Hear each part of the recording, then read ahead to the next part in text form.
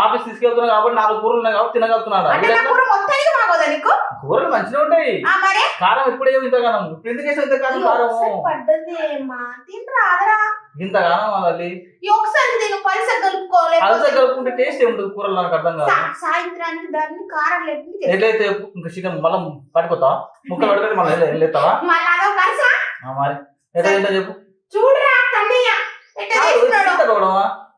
అరే వండనికి రాకపోతే చెప్పు నేను అనుకుంటా నాకు వచ్చిన హోటల్.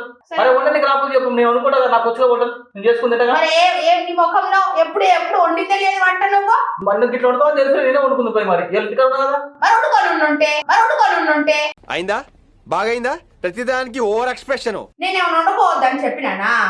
చెప్పేది ఉండే నేనెందుకు చెప్తా? నేను వండుతాను ఈ రోజా నువ్వే ప్రేమగా పోయి వండుంటే కూర ఇంకోసారి